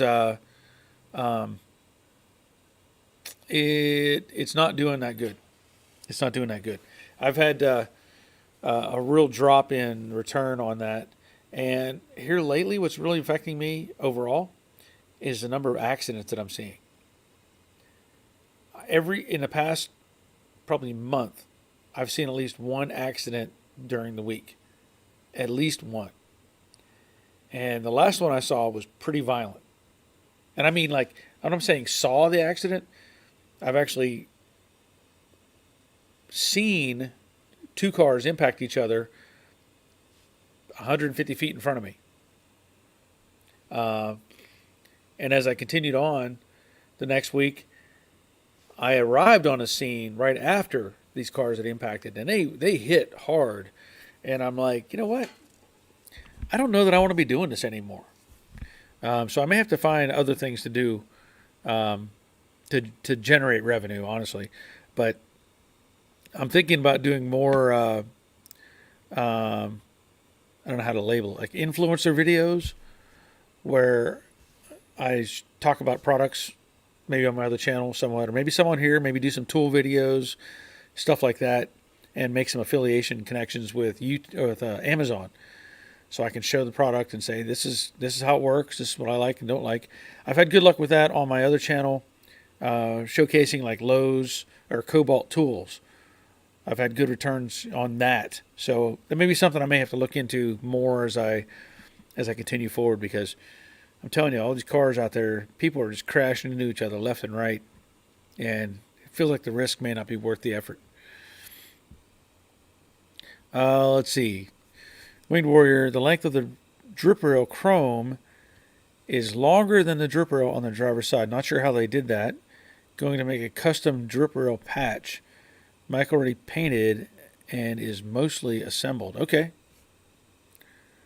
Interesting. The length of the drip rail chrome is longer than the drip rail on the driver's side. That's not good. Bubba, dropping by to say hi and hope everyone is doing well. I'm glad you're here, Bubba. Marshall, aftermarket sheet metal only gets you in the ballpark. At least that's all it did for me. Only thing those parts fit without some degree of modification is the box they come in. Pretty accurate statement. Pretty accurate. Honestly, now that I really think about it,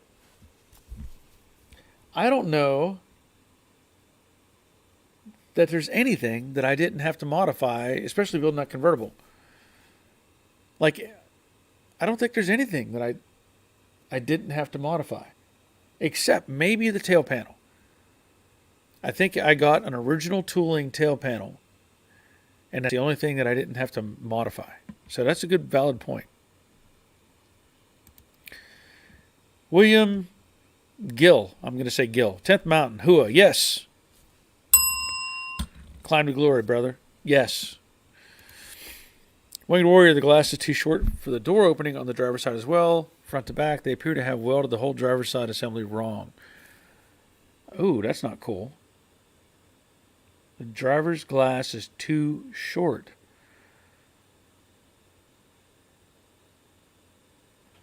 Like, is it?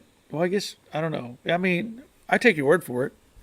Because like the wing, it doesn't have vent windows, does it? Or like quarter glass. So it would have to have. Yeah, yeah, I could see. Yeah, I could see where that would be. Yeah, that's not good. That's not good.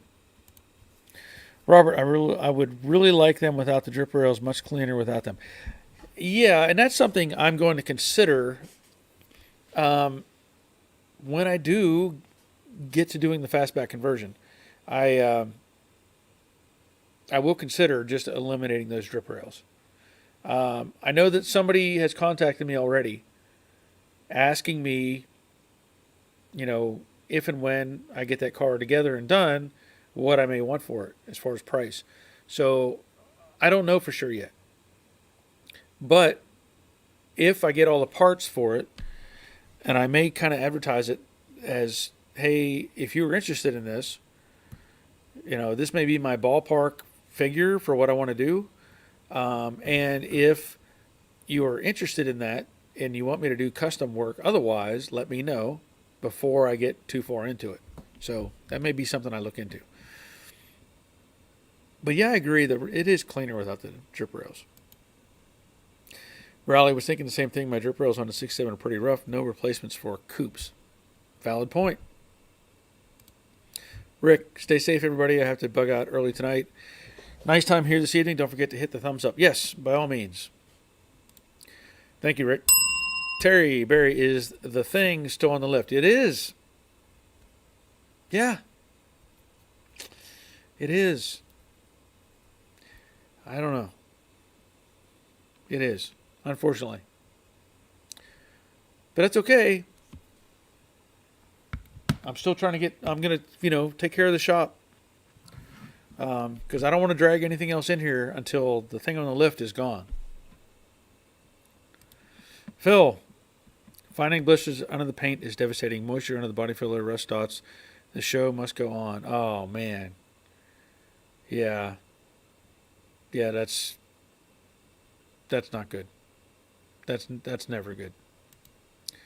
Vitoy, that would be great doing more influencer stuff. Really not many channels out there doing how-to videos and reviews of for the old car scene. There's a few, but the video quality are 10 plus years old. Okay. Well, we'll see how it goes. I mean, I'm going to try to see what's available.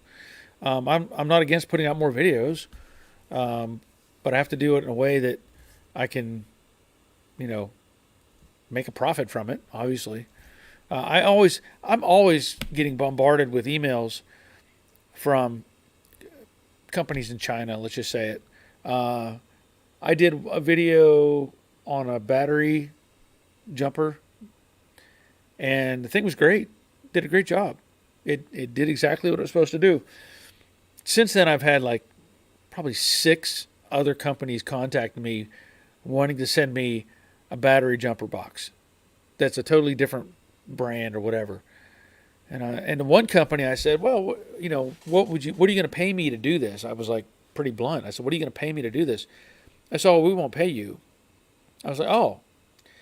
And then this is what they wanted me to do. They wanted me to buy the product first, make a video, and then they would reimburse me for the cost of the product. Like, no. I ain't doing that. I'm not going to buy anything. If you want me to do a review on your product, you send me the product, and then we'll go from there.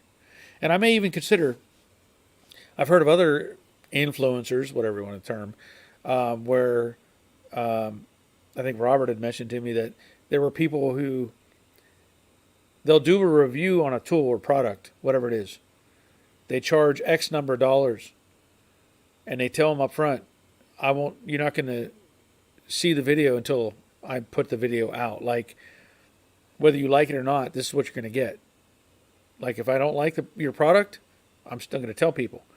And I'm like, oh, well, that would be cool, because I try to be as honest as I can with the stuff I'm using. So anyway, Winged Warrior, sorry, said it backwards. The length of the drip rail chrome is longer than the drip rail on the driver's side. Okay. Oh, okay, I got it. Lightning rod. Drivers are crazy. I'm getting a dash cam for evidence. Well, the thing is, I don't know that I even. Yeah, I would like to have a dash cam for evidence. I just don't know that I want to be out there because I drive at night, and I'm telling you, some of these, I've had people pull out in front of me, cut across, cut me off, and the more I think about it, I'm like, I could just be at home making videos instead of driving around.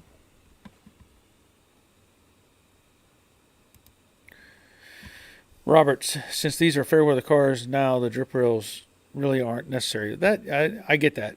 Yeah, I mean, it's very unlikely somebody's going to be driving around, um, using these as everyday cars. James, eliminating the drip rail on the fastback will leak without a water break. It will roll under and leak inside. Yeah, and that's what we were just talking about. If you're out there actually driving these things in the rain, which I'm venturing to say 99.5% of people that own these cars are not taking them out in the rain. Not willingly, anyway. Dave, length of the drip rail is longer than the chrome. Okay, I think we got it now. So the drip rail itself is longer than the chrome. So the fix for that is to trim down the drip rail, right? I'm guessing.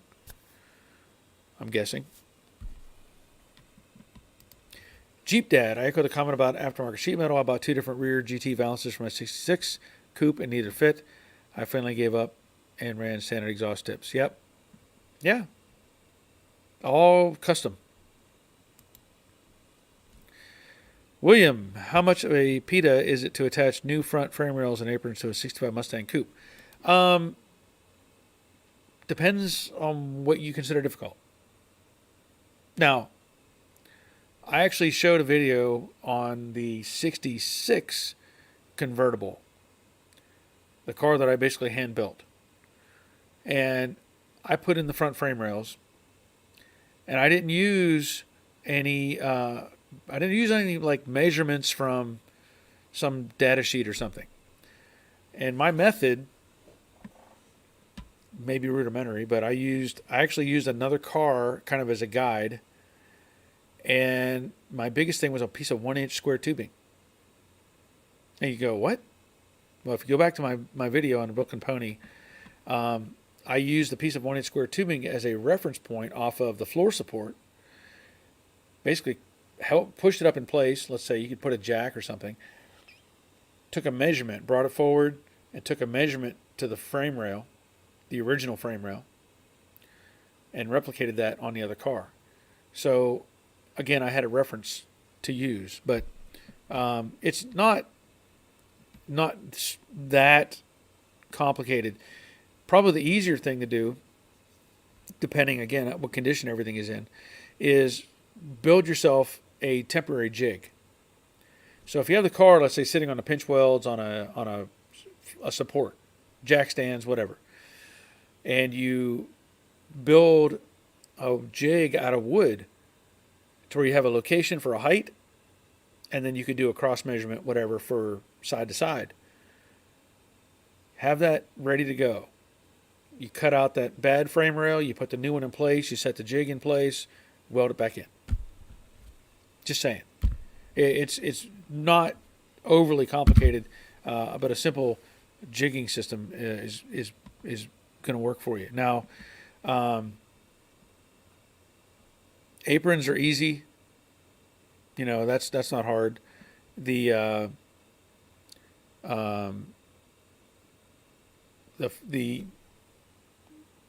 floor support, if it's in good shape. See, kind of like, let's put it this way. Let's say you had a bad floor support. Replace that first. Get that in the right location type of thing. And then use that as a guide for your frame rail. So, or you can leave the original floor support in place if it's solid enough and use it as a guide for your new frame rail. And then remove the floor support and put the new one in. So use whatever is available that's still good on a car as a reference point.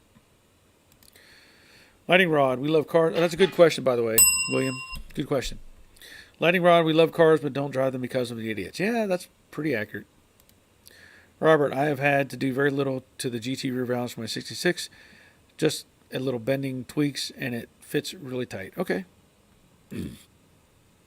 James says, William watched Brooklyn Pony or other earlier videos of Joe Jaddy. Remember to like his videos, including this one you're participating in. He needs our help. Like he means more. We'll see him. That is very true. Yeah, subscriber count doesn't matter. It's amount of views, length of time that people watch the videos, and of course, likes and stuff like that. And comments help too. But yes, thank you, James. Crash Rider, the thing on the lips is causing you a great deal in lost revenue. You're much more patient than I would be, and I'm a very patient person. Yeah, I know. Yeah, I'm not happy about it. You know, I'm trying to be, I don't know, try not to focus on it too much. Michael, Bob Tasca and Dick Williams were really big in NHRA. I worked for Dick Williams building Factory 5 Cobra car kits. Nice. Nice. Jorge checking in from Virginia. Glad you're here. Or Zamora. Sorry, what is the thing on the lift? It's the 66 Mustang convertible that I started on, like, is it 5 years now? Yeah. Basically a car that I took from, built a car from a set of door hinges is what I did. I had a falling apart 66 convertible show up, literally rusted to pieces, and I salvaged what I could out of it and hand built basically a 66 Mustang convertible. And then it all kind of went haywire, trying to get parts for it and stuff like that. And I'm done working on it. So it's got to go. It needs to go to somebody else. I'm done working on it. Dave, I have been having fun fixing up an 82 Case 448 for a buddy. It's a garden tractor on steroids, has a 44-inch wide tiller. Wow. Hydraulic, which will work great for putting in food plots on hunting land. That's awesome. I once had a 1966 Bolins, which had a PTO tiller. Wasn't a very big tractor either. Had a PTO. I had a snowblower for it. Had wheel weights, extra set of wheels. It was a really neat little tractor. I got rid of it because it was basically I was mowing the yard with it. It was all I was doing, and I was just beating the thing to death because it wasn't meant to be a lawnmower.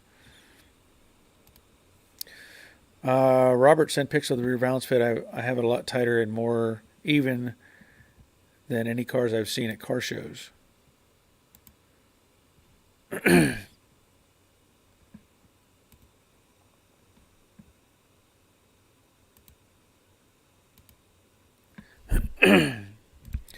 Yeah, my throat is starting to go, so I'm going to have to be cutting out here in a minute. Starting to get that sore spot in the throat. So let me pull up Robert's pictures real quick.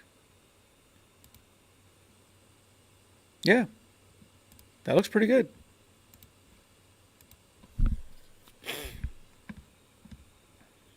Here's the other shot, other side. Yeah, that side looks better than the passenger side. Definitely looks better than the driver's side. But you're right. It fits really nice.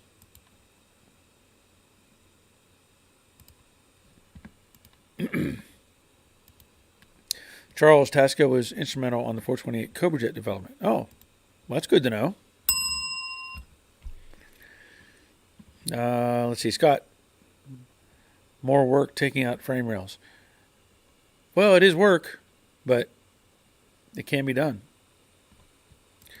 Michael, Tasca Ford is about 2 miles away from me. Look up the history of Tasca Racing 63 for Galaxy 500 427 FE running, I guess, 12s in 1964. That's pretty impressive.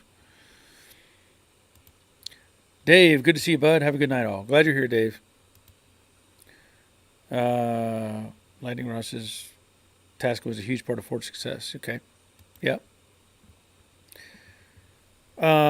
James, 64, 65 Mustangs didn't come with factory torque boxes, so frame rail is easier. But while you're at it, add torque boxes. Yes. Add the torque boxes. And Rally, the picks on the rear valves look really good. Maybe one of these days. William, the previous owner of my 65 Mustang removed the entire front end on a new floor section and probably the lower part of the firewall as well. Okay. Yeah, that's not fun. Hopefully you can get it all back in place. I wish I had a jig system. I really did wish I had a jig, and I'm still working on the idea. I said it before. I'm looking for a boat trailer. Because I want to have my jig on wheels. And when I say that, I mean I want to be able to hook my lawnmower to it, pull it outside, and put it off to the side if I want to. Not with casters. I don't want casters. I want to have the regular axle underneath it, trailer axle, and build my jig on top of it. And then if, let's say I want to take it somewhere and get it media blasted, I can put the thing have it on a trailer, take it to the blaster, let them blast it, bring it back. So I'm still looking for the right boat trailer. I had a couple that I thought would work, but I missed out on them, or people decided they didn't want to, whatever. So I'm going to find one, and I think I'm going to make it out of that. Lightning Rod, always fun to tune in the Joe Daddy's Garage. Rock on to Puffy Rain. Yes. Whoops, great idea on the boat trailer. Yeah, I mean, it's simple. I mean, it's the same thing. All you really need is the frame structure on the perimeter. You can put a cross piece in the front easily for your front mounts. Same thing in the back. Just put a cross piece and have your spring perches. You could have multiple pieces in there. Pretty simple. And James, 65 Mustang factory repair manual has all the measurements. So there you go. Okay. I am going to call it a night. Robert says 10-inch hand truck tires and build the front axle like a wagon. Yeah, I guess you could do that. I have visions of taking the trailer and having the tongue itself removable, the whole front section, to where I can take it off, get it out of my way, and then put it back on when I want to tow or move something. The only problem with the hand truck tires is if I want to tow it like to a blaster, I want to have it on a trailer that'll take it there, Anyway, I'm going to call it a night. Throat's gone. Throat is definitely gone. I'm glad y'all were here. I plan to be back on Thursday at 3. Maybe I'll have some more stuff moved or up on the wall or whatever. We'll see how that goes. But I'm pretty excited about having some finish work done over there on the side. And looking forward to maybe adding some shelves or something. I need to get some stuff out of the way, and shelves might be the answer to that. But we'll see. So anyway, that's going to be it. And until next time, take care of yourselves. See ya.